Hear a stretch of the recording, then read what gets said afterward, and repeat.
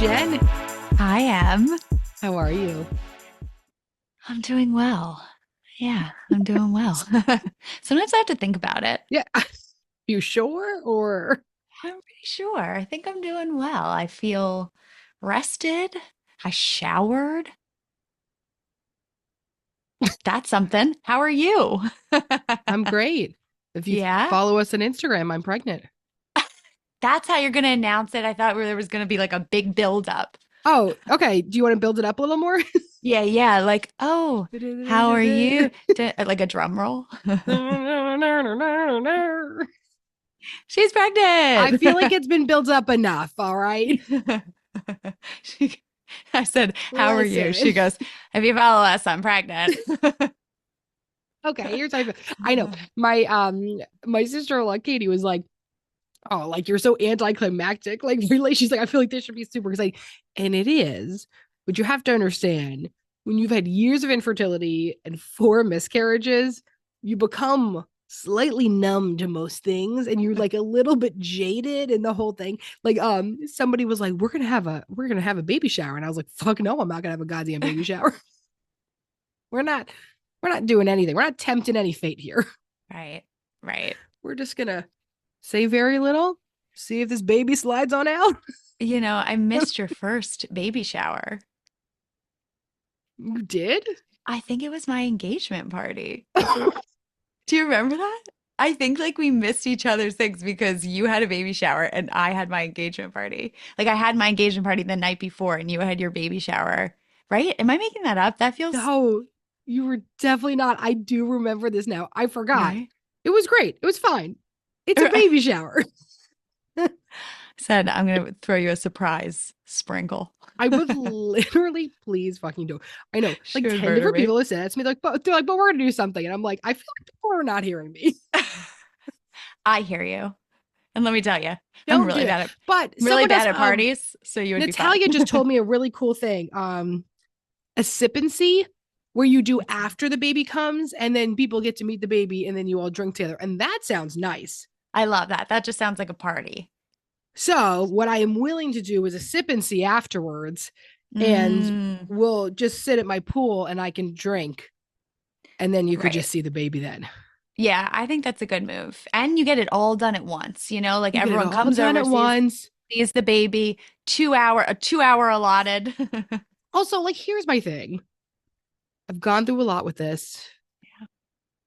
I have a lot of mixed feelings. You know what I mean? Like, I think everyone also has this idea that I should be totally happy. And Mm, that's not how it feels. It feels incredibly stressful. yeah. And I want to be happy, but I sure as fuck don't want to be happy for because of other people want me to be happy. Wow.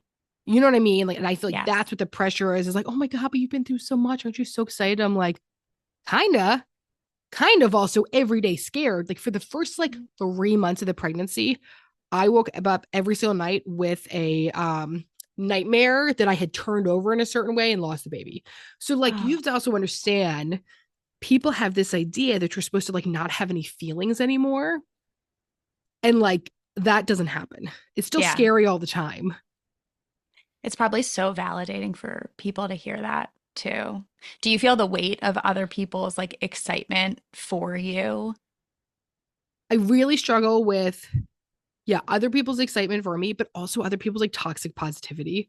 Yeah. Like, like we had some difficulties and like the 20-week ultrasound of like, Yeah. couldn't find certain stuff. And there was like, I told people in my life, and like, well, everything's going to be fine. It's great. Now they have more eyes on it. And I understand people say that to be super supportive. But like the best was like my friend Lexi responded or answered me when I told her, and she just says, what do you need? Wow.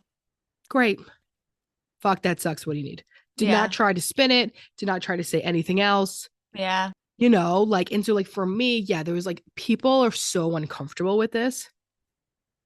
And they're really uncomfortable with the fact that like I wouldn't be like the happiest little pigeon in the world. We also didn't tell anyone for a really, really long time. Yeah. So I think also some people are like flabbergasted.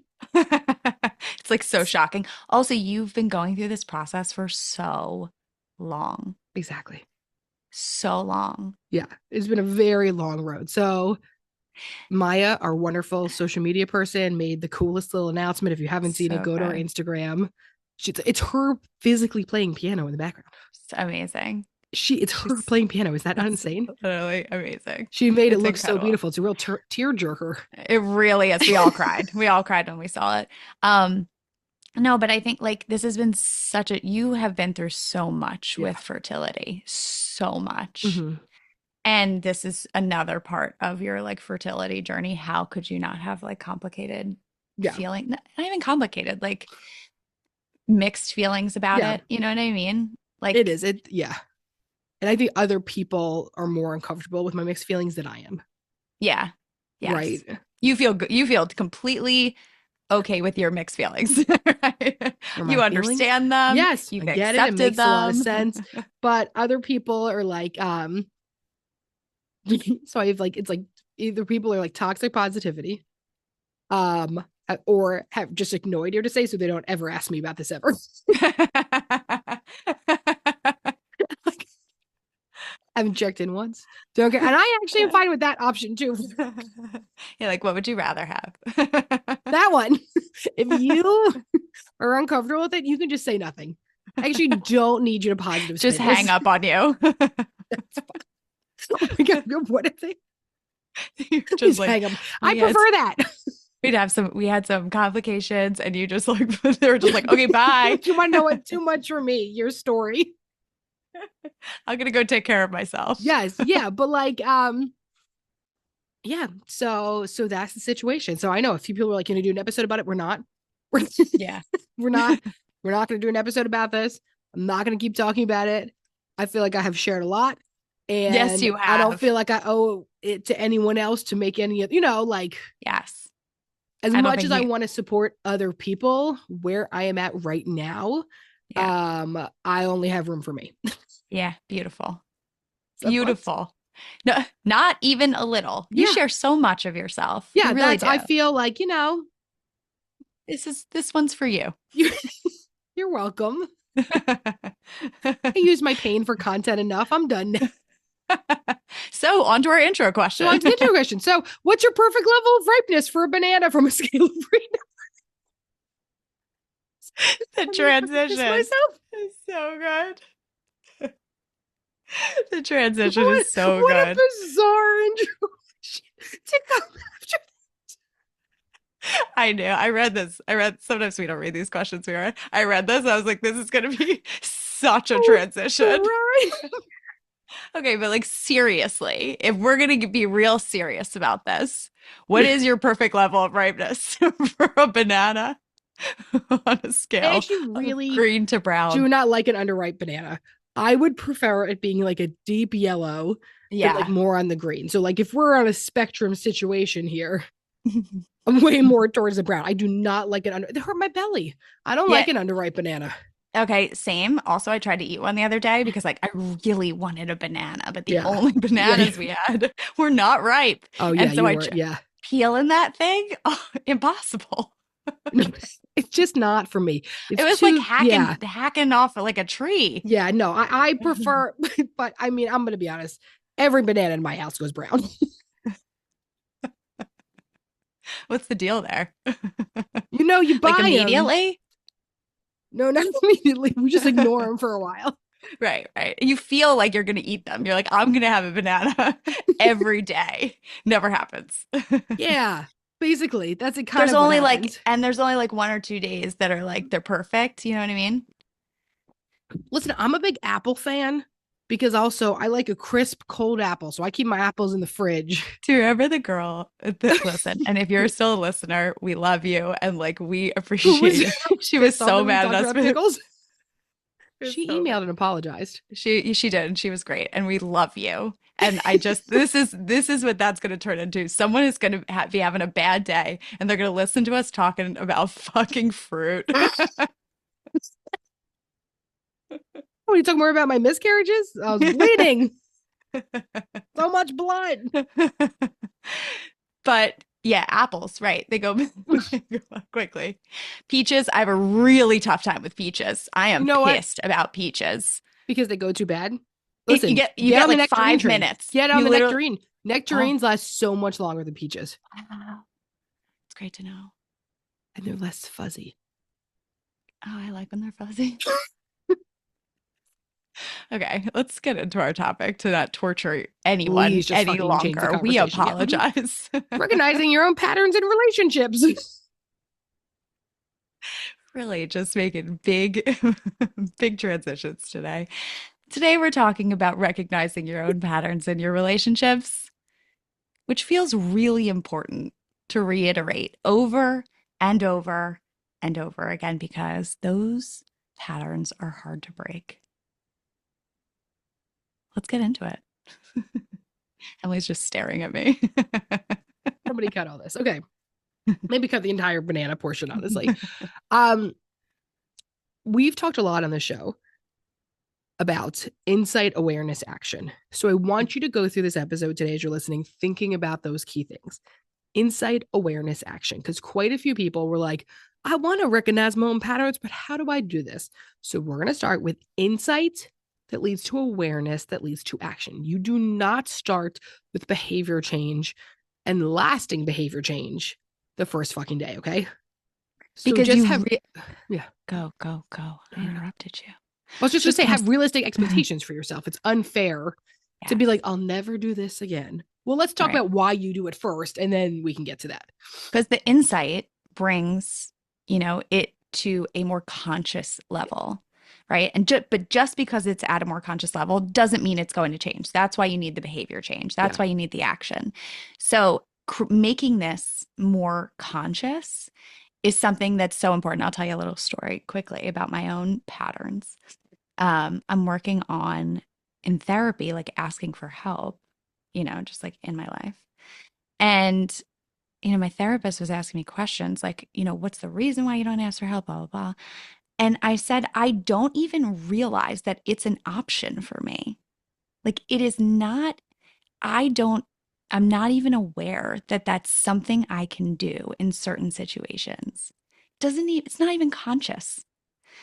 And so making these things more conscious is the first step to it in the moment. So you can recognize, wow, this is something that I do, right? Like I Mm-hmm. don't ask for help when I could ask for help. I don't even notice that I can ask for help. Let me look at like when that comes up for me. Where is that coming from? So the insight into it then in the moment when you're aware of it, being able to make a conscious change. So Yeah. let's get into some questions. Mm-hmm. What are some early signs that we are repeating unhealthy, dysfunctional patterns? Mm. So, the first thing I want you to think about is when you're having some sort of like relationship deja vu, when a conflict or an emotional pattern feels familiar to you, if it feels like, okay, I'm replaying an old script, so to speak. So, for example, right, if you're, I don't know, if you feel like you're walking on eggshells and that's something that you always felt when you were a child. If you're looking for validation, if that's something you always felt, if that's something that you felt when you were a child and it comes up repeatedly in other relationships, right? So it's like not specific to one relationship, it comes up in a bunch of your relationships. Like if you feel perpetually misunderstood in some way, right? Like I feel misunderstood in this relationship. And because of that, I'm having a reaction to it. And that happens over and over and over again in different relationships. Mm-hmm. It's a good sign that this might be coming from somewhere else and that your reaction to that is a pattern that is being repeated. So someone wrote in and said, is there any truth to, I've never heard this quote for the record. Is there any truth to you marry your unfinished business? And if so, how do you recognize this? I've never heard the saying, but the way we describe it is like we seek what we know and what is like normal to you. Right. So what is your normal? What is your familiar? So if we're unfinished business is familiar, then of course we would seek it. So what this might mean is if you grew up with a home where there was a lot of alcohol use, you might end up with a partner that has a lot of alcohol use, or if you grew up in a home where there was a high level of conflict, it might seem very, very normal, familiar. And also, I think what fucks us up is like we have this idea that like it shouldn't feel comfortable to be dysfunctional. Mm-hmm. But if it's what we've always known, of course, we're going to be attracted to that because it's Mm-hmm. familiar. And I think we unconsciously like gravitate towards, right, the same sort of person or the same dynamic in some way to try and heal wounds, right? Like if I can change the dynamic in the present, then I can heal these old wounds um, within my relationship. But what ends up happening is instead of it being healed, it just gets reopened and we just repeat the patterns over and over and over again. Mhm. And so we unconsciously gravitate towards these relationships because we feel like, okay, well, if I can repeat this, then this is something I can heal. Um, and so making that conscious of like, this is something that I need to heal for me, for myself, so that I'm not gravitating towards the same, kind of relationship pattern. This is something I can take on for myself because then you end up reacting in the same way in the relationship, right? As Yeah. opposed to like, what do I want to do differently? How can I change this relationship dynamic? What will that look like? All right, what about So, this one? uh, Oh, I hi. was just say, so what's the connection between childhood dynamics and our adult relationship behaviors? There is a Yes. massive connection.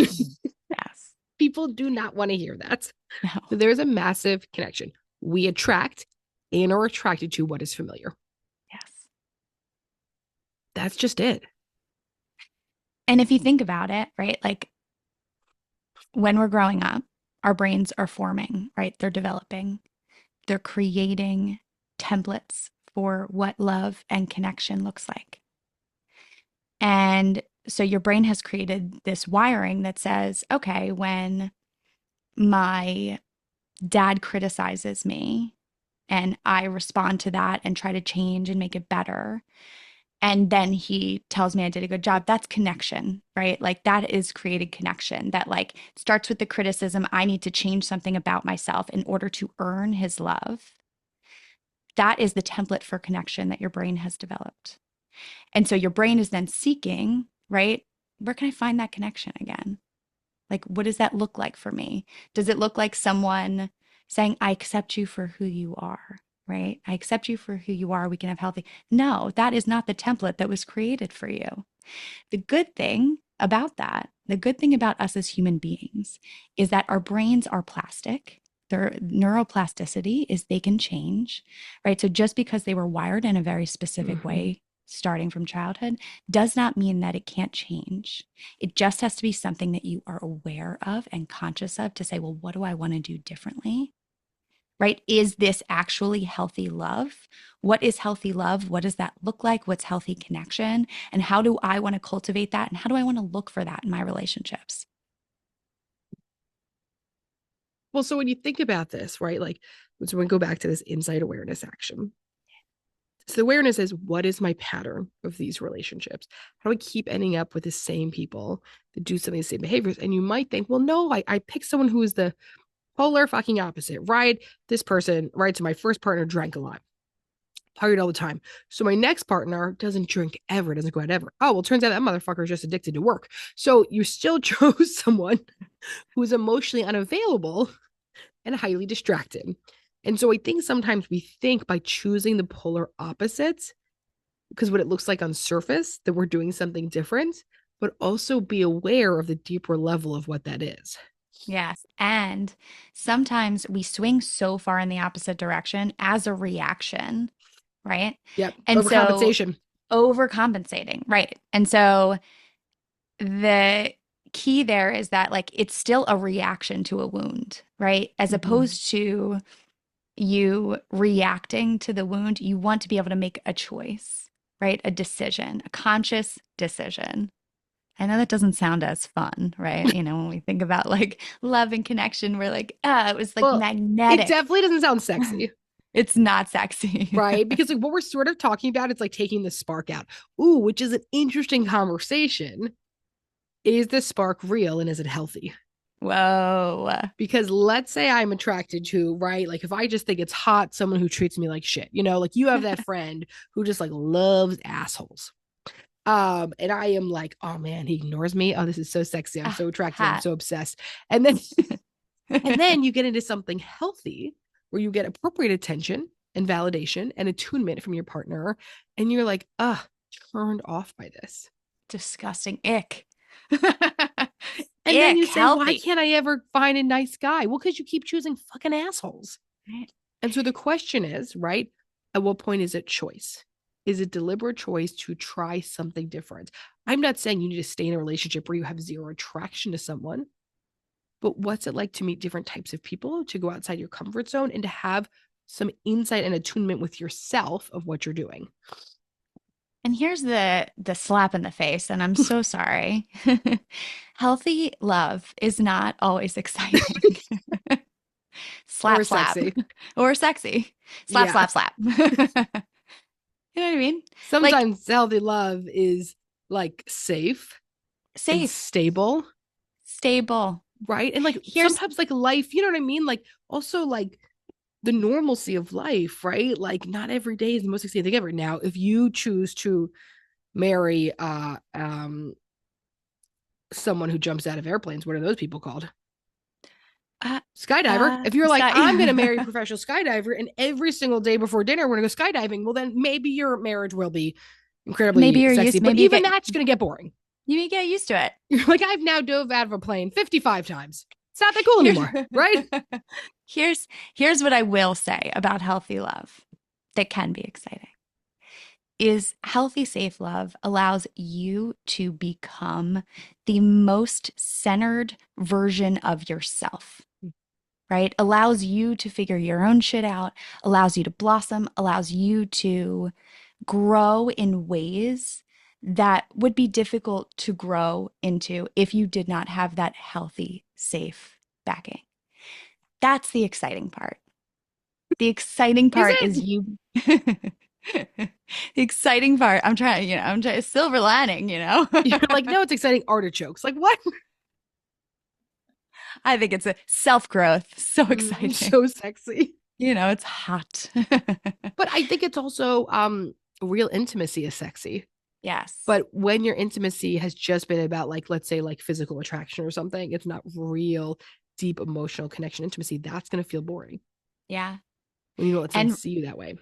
real, and this kind of takes us full circle, is that like real deep emotional intimacy is really terrifying for a lot of people who grew up in a home where that was not safe. When you said this takes us full circle, I thought somehow you were going to wrap back around to the bananas.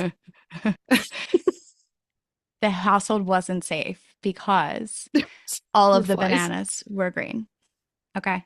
There was too many fruit flies from all the brown Way too bananas, many. most Right. likely, right? Okay. Right. Um, I notice myself over functioning in my relationship.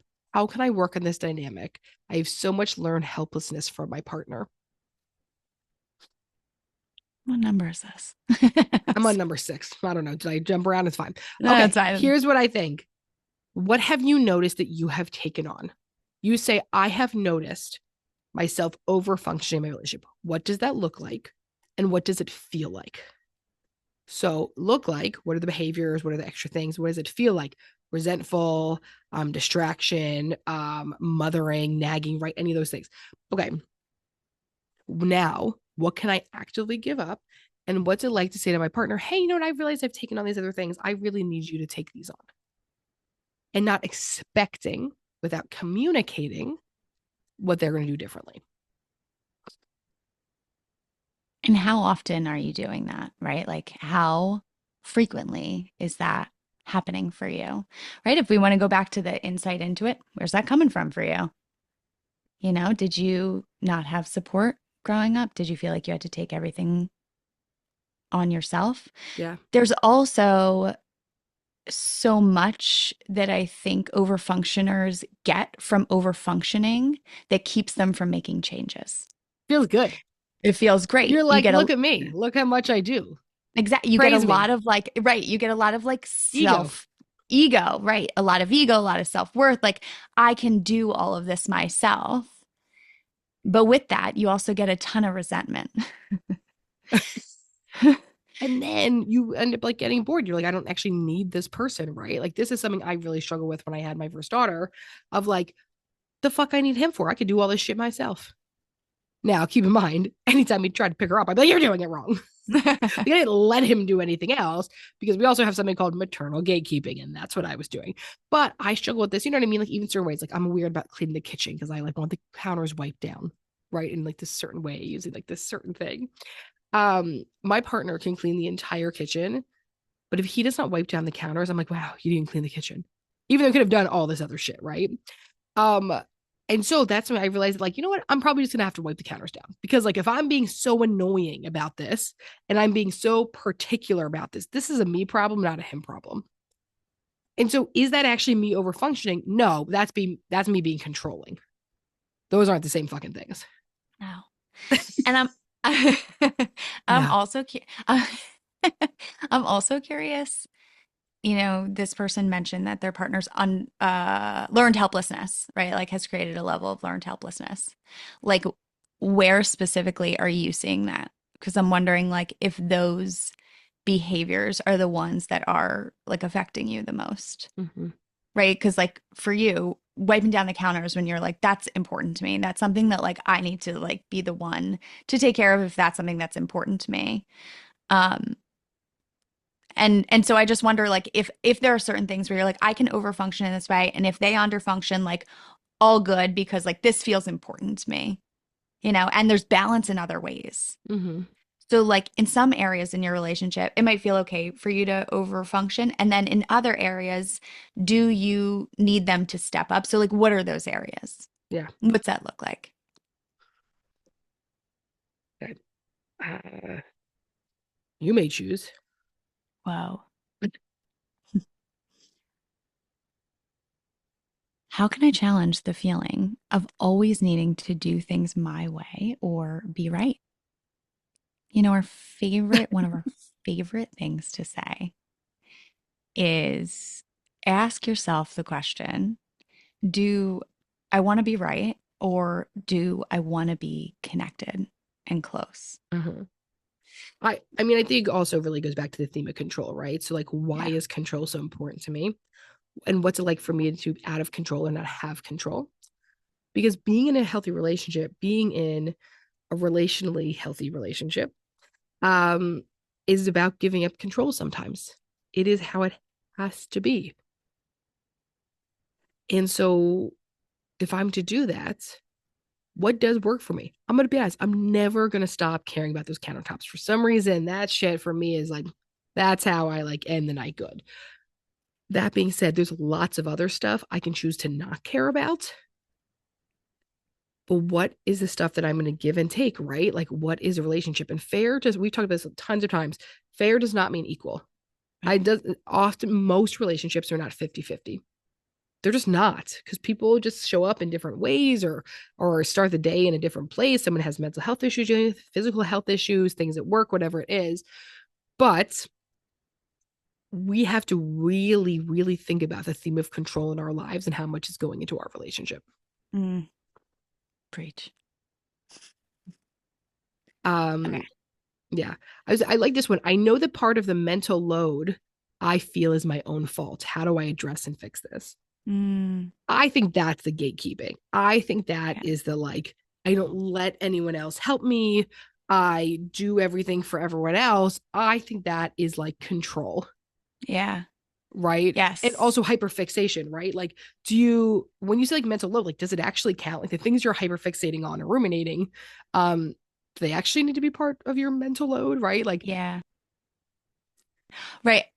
My mind's going into like, what does the mental load look like for you? Because then I go into like kind of the therapist part of myself that's like, are you ruminating? Is it anxiety? Is it, you know, like what's going, and then because when you say, I feel like the mental load is my fault, sometimes when we're really anxious about things and we ruminate, we are then hard on ourselves about the mm, anxiety and hard on ourselves about the rumination, and being hard on yourselves yourself for that does not help. It Yeah. only makes it worse.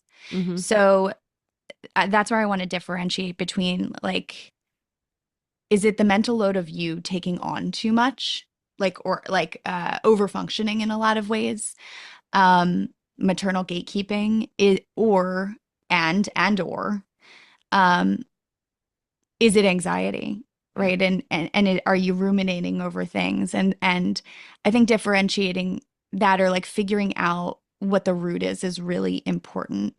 Because if you're saying, listen, it's my fault, I'm taking on too much, who can I ask for help? How can I be more expressive? How can, I allow other people to help me?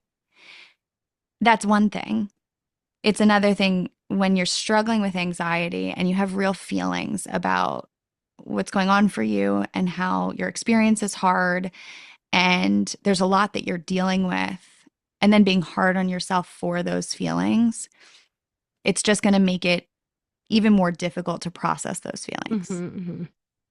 Yeah. So that was kind of the first thing I thought of, is like that's a really important piece to figure out. And if you need help figuring that out, therapy is really helpful. Yeah. Are you ready for Dear Imogen? I'm so ready. Wow, All time right. flies. You want me to read You're it? talking about bananas. Okay. Dear Imogen, oh my God. OMG. I just found your podcast and I just finished What to Do When Resentment Builds and love the conversation and your take on this. My partner's mother just moved in with us, and I initially agreed, but it's been a little over a month and it's just not working for me. So I told him that I've changed my mind about me being okay with having her live with us. I told him that I can't have her live with us indefinitely, but I'm okay with temporarily housing her until we find alternative housing for her. He told me that he might resent me if this ruins their relationship. I guess I would like to get your advice on this because I feel like a terrible person for changing my mind with her living with us. But I know myself and I know that I do not like living with anyone else, and my space is sacred to me. I am a homebody, so even walking around, I am so very aware that, oh, she's sleeping. I can't do the things I normally would do, and it's just me and my partner.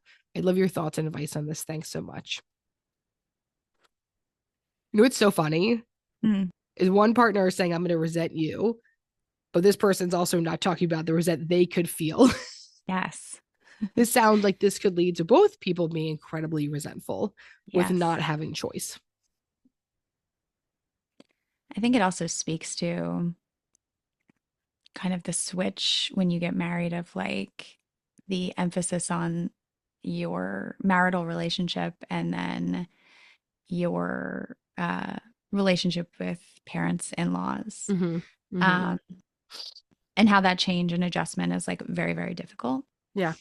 Um, and sometimes the first thing I want to say is like, you can be okay with a concept and the idea of something, and then when it happens, realize that there were so many things that you did not anticipate, Yeah.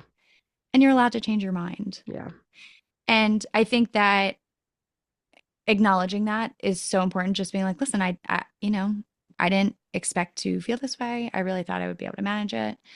Um, and I also think, you know, you, being 1 month in with living with anyone Yeah. new is really new.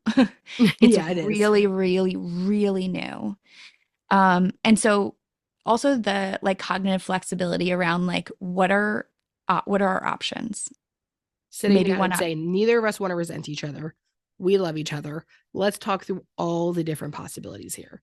I think the Yes. other question is they say our partner, or he told me he might resent me if this ruins their relationship. So the question is, it's pretty high stakes, right? Why is this going to ruin your relationship? Can you tell me more about your fear? I would really want to meet that with curiosity, because I would imagine it felt like, oh, if I set a boundary here, it's going to ruin my relationship. That's fucking scary to do. That is And high stakes, man. what is going on in that? I don't want What's to going say on that in, part. yeah, I'm sorry. What is going on if you saying this situation isn't working out ruins your relationship? What was the expectations, right? Was the expectation for this person to live with you forever? Yeah, and How like old are they? what's the enmeshment? Right. That is another question, right? Like what are the needs? What are Well, I mean, if the this person's at hospice, I mean, sounds fucked up, but if the person's a hospice, they have yeah. 6 weeks to live, I can understand you being like, you want to know what? This feels important to me. This is my Yes. value system. I need to see this out.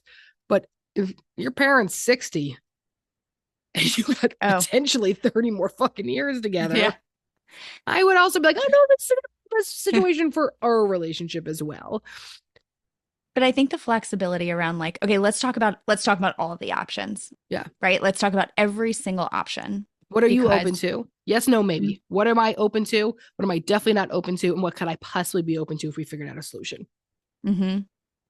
Yeah, and because I think sometimes when we feel really anxious about a decision, we go right into this is the only Yeah. solution, right? We're very rigid about like, here's the solution and Yeah. here's what needs to happen. And then our partner, when we try to communicate that, swings so far the other way. They're very Mm-hmm. rigid in their thinking. And so, When maybe it's that we need to rent a place that has an apartment above the garage, right, right? Like, okay, if this is 100% it's going to be, what does our living situation need to look at differently?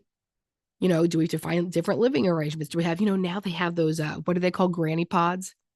is that when you like get a like a It's basically like a she shed in the backyard. love that. And Honestly, like, put me in a granny pod. I would love one. I mean, think about how beautiful my backyard is. You would do great in a granny pod in my backyard, Oh my God, can you right? please give me I a get you. granny pod? Yes, right. But I think to say like, okay, so then there's our option that this specific location is not going to work for us as a family, or like we have to make sure that she has her own bathroom, like certain things of like, what are all of our options here? Not Yeah. just like, I don't want this and fuck no. Yeah. Let's work Right. I don't want together, this or it's happening. right? What's the saying? We say connected couples come up with creative solutions. And How are we it's, staying connected during this difficult time? and another piece is it's not you against each other. It's the two Yes. of you against the problem. Problem. Right. And the problem is that this is difficult for you and your partner wants to stay connected to the parent. Mm-hmm. The two of you to come up with a connected creative solution. That would be the goal. Thank you so much for tuning in to today's episode of Shrink Chicks. We'll see you back here next week for another session. In the meantime, if you want a question answered or a topic discussed, follow us on Instagram at ShrinkChicks. And if you're looking to get connected with a therapist like us to start or continue your therapeutic journey, visit thetherapygroup.com. Just fill out a contact form on our website, and we will personally match you with one of our amazing therapists. And for all of our therapists and group practice owners out there, we also offer group practice consulting. And if you're looking to support yourself further and support our show, check out our amazing merch options at shrinkchicks.com/merch and our Know Yourself, Grow Yourself journal on Amazon. Also, if you'd be so kind, we'd love a rating review and for you to share with a friend or an enemy or a mother-in-law, honestly, whoever needs it, so that we can keep reaching more people on our mission to bring mental health topics to your ears every week. Thanks for being here with us. And don't forget to grow yourself. You got to know yourself.